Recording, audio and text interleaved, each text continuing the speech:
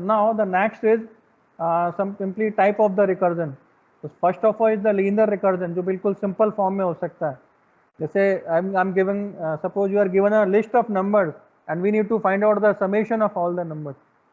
Okay, so the simplest form of recursion is the linear recursion, where a method is defined so that it make at most one recursive call each time that is invoked. So this type of recursion is useful when we view an algorithmic problem in terms of a first or last element plus a remaining set that has the same structure as the original set.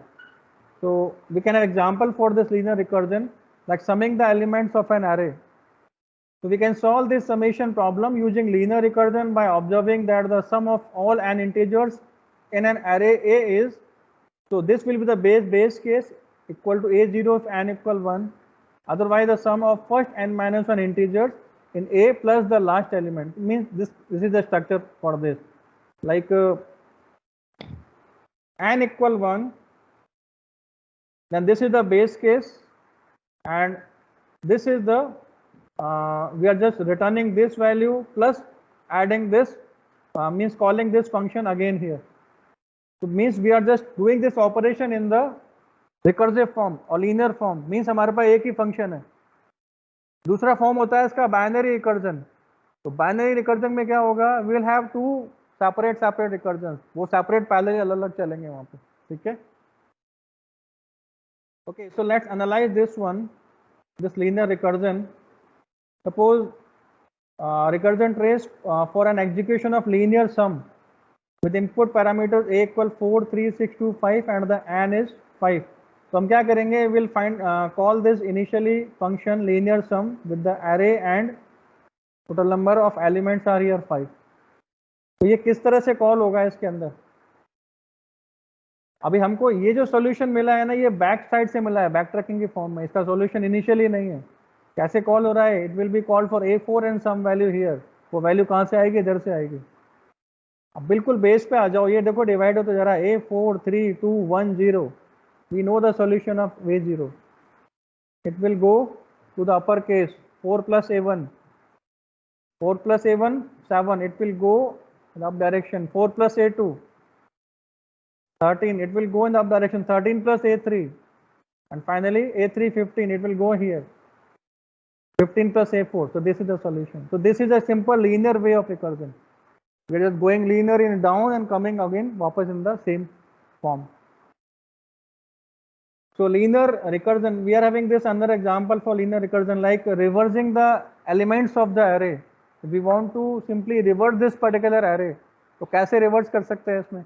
आप लोगों ने कुछ programme भी बनाए होंगे इसके, reversal of the अरे in the first year बनाए थे. तो just tell me, let's suppose here are n elements. यहाँ पे मैं कितने टाइम, अगर कोई लूप एग्जीक्यूट करता हूँ तो कितने टाइम चलना चाहिए वो, n/2 टाइम. Very good.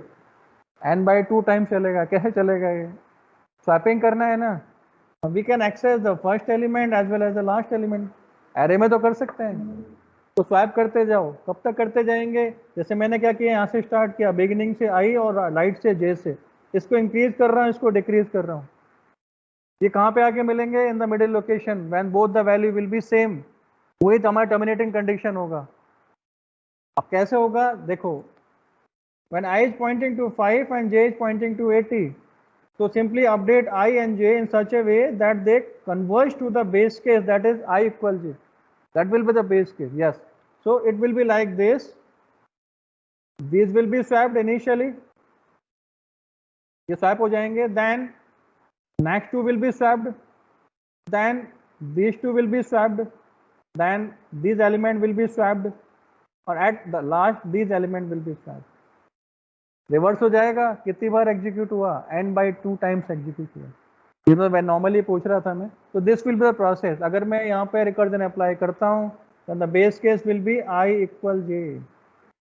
वहाँ पे हमको टर्मिनेट करना है. अच्छा, यहाँ करना है कुछ नहीं है. ऐसा नहीं होता कि हर बार बेस केस में कुछ ना कुछ होता है, जरूरी नहीं है वहाँ कुछ हो भी. ठीक है, मीन्स पर वो बताने के लिए होता है कि टर्मिनेटिंग कंडीशन कौन सी है.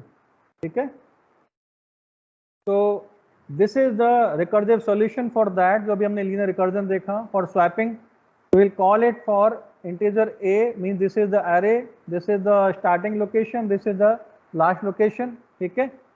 लूप चलेगा, सॉरी कंडीशन है if I less than j, so if I less than j then we are doing swapping or we are just calling it on the smaller values। पहले i और j के लिए call हुआ, फिर i + 1 j - 1 के लिए call होगा। तो यहाँ पर बेस केस दिख रहा है क्या? यहाँ बेस केस है ही नहीं, क्योंकि बेस केस में करना ही कुछ नहीं है। तो ठीक है, okay. Now what happens when a function is called, जो फंक्शन कॉल होता है तो क्या सीक्वेंस होता है प्रॉपर ऑपरेशंस का, तो उसमें एनवायरमेंटल स्टैक्स आते हैं। तो मैंने हर बार ये बोला कि like we are using the recursion, then it will not be a good choice in terms of the space and time complexity. Space भी इंक्रीज होगा, टाइम भी इंक्रीज होगा। बट अगर हम बात करें कि विजुअली देखने में ईजी लग रहा है वो, कि हाँ जो स्टेप्स आ रही हैं वो ईजी हैं, वो इट कैन बी पॉसिबल। तो रिकर्जन को हम जब यूज कर सकते हैं जब ज्यादा डीप लेवल में नहीं जा रहा हो। बट अगर मैंने कोई फंक्शन कॉल किया, लाइक फैक्टोरियल का कॉल किया, वो कॉल के लिया फॉर वैल्यू 1 लाख, तो बहुत डीप हो गया वो, उसमें टाइम बहुत ज्यादा कंज्यूम होगा, स्पेस भी कंपैरेटिवली बहुत ज्यादा कंज्यूम होगा, ठीक है। तो लाइक जैसे हमारे पास ये प्रोग्राम है, ठीक है। तो in this function b we are just calling this function a, okay. So the जब भी कोई फंक्शन कॉल होता है, ठीक है, तो the rest of the execution in caller is suspended, like this is the caller and this is the callee जिसको हम कॉल कर रहे हैं। तो ये फंक्शन इसको कॉल करेगा, so this is the caller. तो जब यहाँ कॉल होगा, जैसे ये कॉल हुआ, तो यहाँ तक का जो सारा स्टेटस है वो सारा का सारा स्टॉप हो जाएगा और वो एक एनवायरमेंटल स्टैक में सेव हो जाएगा। यहाँ पे आते ही कंट्रोल क्या होगा, ट्रांसफर हो जाएगा इधर। तो मैंने इसमें कुछ इसको एनिमेशन के फॉर्म में दिखा रखा है। An activation record is created on stack containing return address in the caller code। ये caller code है, में रिटर्न एड्रेस क्या हुआ, this at this from this operation, ठीक है। And current status of the caller, यहां तक की कैलकुलेशन का जो स्टेटस है, तो जैसे ही फंक्शन कॉल होगा, कॉलर के वहां तक का स्टेटस और रिटर्न एड्रेस दोनों स्टैक में सेव हो जाएंगे। और सपोज ये नेस्टेड वे में, कंटिन्यूसली डीपर वे में, अंदर अंदर ज्यादा इस तरह से रिकर्सिव वे में हो रहा है, तो कितने स्टैक बन जाएंगे वहां पे, क्लियर। तो इसको देखते हैं एक बार। So the control is transferred to the called function. Let's suppose this is the return address and this is the status of the caller। मतलब ये हमारा पूरा ऑपरेशन सस्पेंड हो गए, ठीक। तो ये यहाँ पर रिटर्न करना है और यहाँ से फर्दर आगे हमको कंटिन्यू करना है। तो ये कॉल होते ही क्या होगा, control will be transferred to this particular function, ठीक है। और जब इसका एग्जीक्यूशन कंप्लीट हो जाएगा तो क्या होगा, the called function is after the execution of the called function, the activation record is popped off and suspend activate resume page। Mean यहाँ से हम फर्दर आगे हमारी प्रोसेसिंग स्टार्ट करेंगे। अब ये टर्म आई है इसके अंदर, that is this popped of, तो बता सकता है इसका मीनिंग क्या है, स्टैक से बाहर निकालता है, डिलीशन ऑपरेशन। हाँ, तो we can either push into the stack and pop from the stack, ठीक है। ये टर्म्स और बेटर वे में क्लियर हो जाएंगे आपको वहां पे। Like what happens when a recursive function called, like this type of function is called, तो इसका whole operation किस तरीके से होगा, इसको थोड़ा हम डीपर वे में देखते हैं। We are having this function, ये खुद को कॉल कर रहा है, पर कॉल कब कर रहा है, this is the base case। मैंने बताया था रिकर्जन में बेस केस होता है। In the base case there is a solution, तो वहीं पे रिकर्जन जो है वहां पे टर्मिनेट हो जाता है, ठीक है। तो if x = 0 then it will be return, otherwise this will gets executed every time. अब इसको प्रॉपर वे में देखते हैं, थोड़ा एक बार कोड देख लो क्या है ये। इंट, ये दिस ये रिटर्न टाइप है, ये फंक्शन नेम, ये इसका पैरामीटर हो गया, यहाँ एक वेरिएबल डिक्लेयर किया, यहाँ चेक कर रहे हैं x की वैल्यू क्या, मीन्स किस वैल्यू के लिए कॉल हुआ है।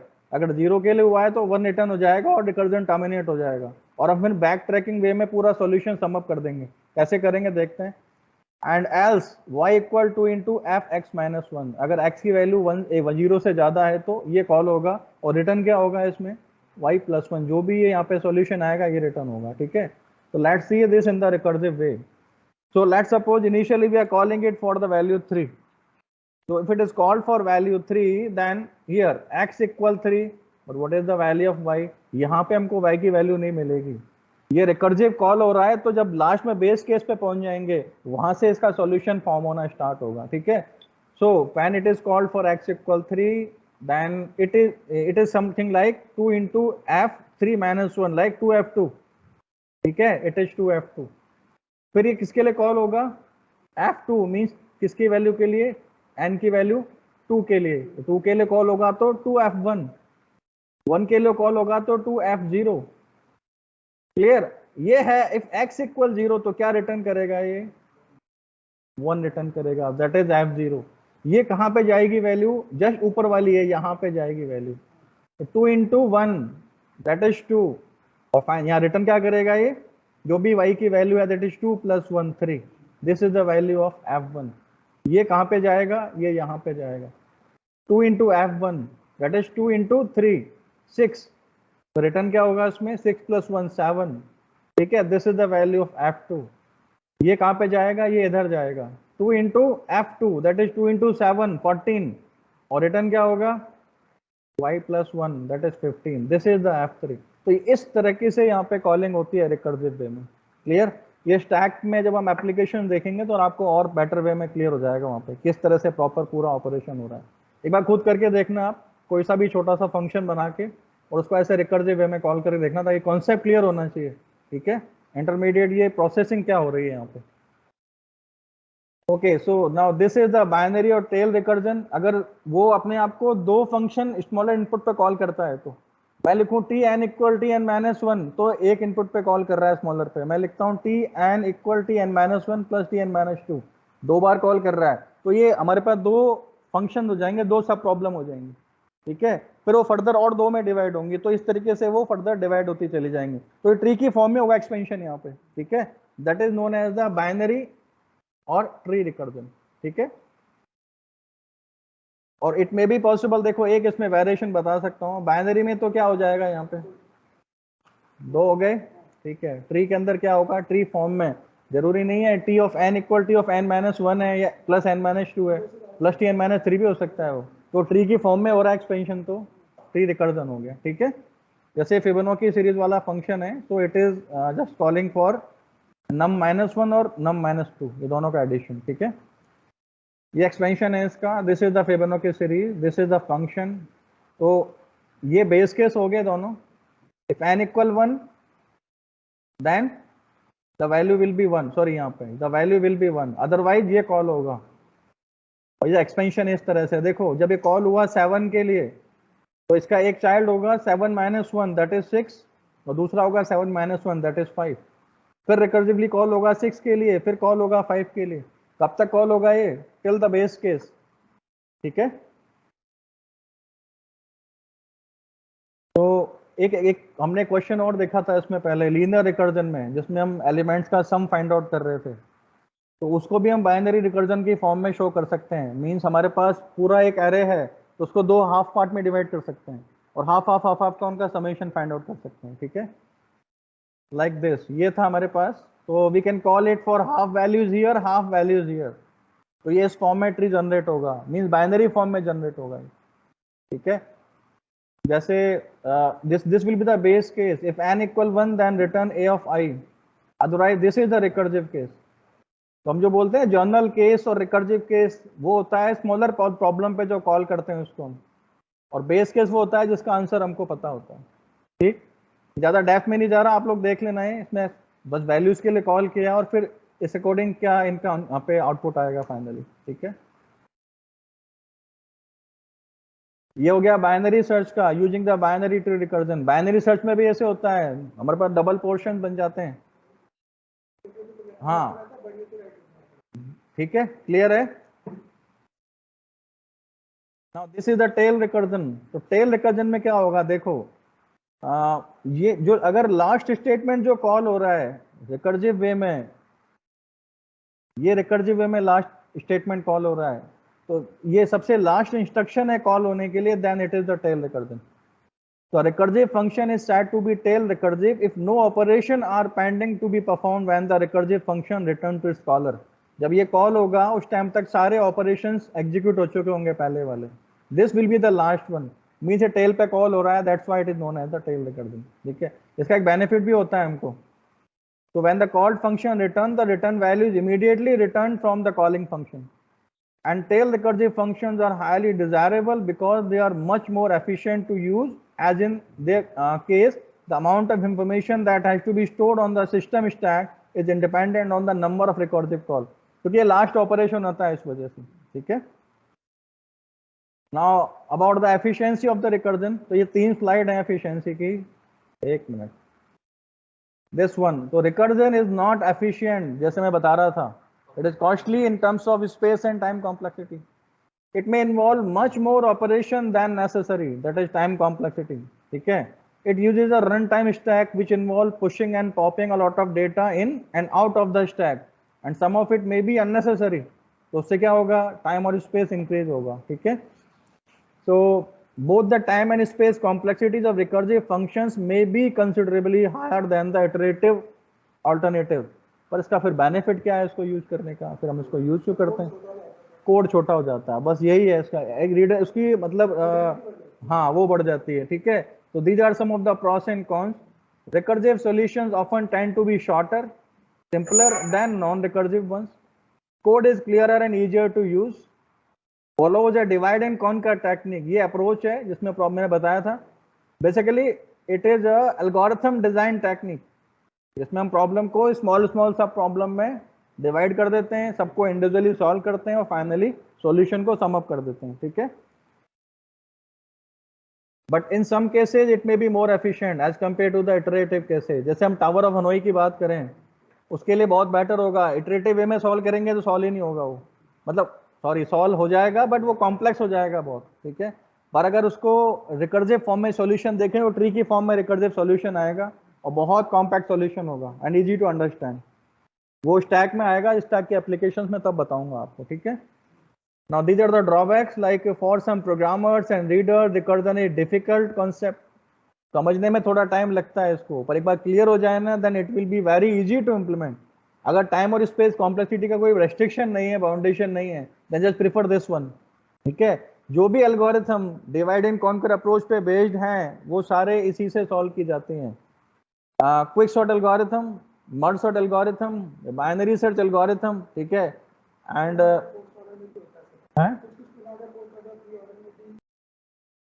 वो रिकर्सिव सॉल्यूशन बना सकते हो, उसका रिकर्सिव सॉल्यूशन ही बनता है, वो ट्री ट्रेवर्सल में आता है।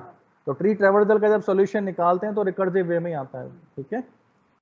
तो because the recursion is implemented using the system stack, and if the stack space on the system is limited, recursion is to deeper level will be difficult to implement. वहाँ problem आ सकती है अगर space restriction है तो। Okay, aborting a recursive process in midstream is slow. Using a recursive function takes more memory and time to execute as compared to its non-recursive counterpart, and it is difficult to find bugs. हाँ, ये जरूर problem है इसके अंदर, particularly when using the global variable. So in these some of the cases, these are the disadvantages.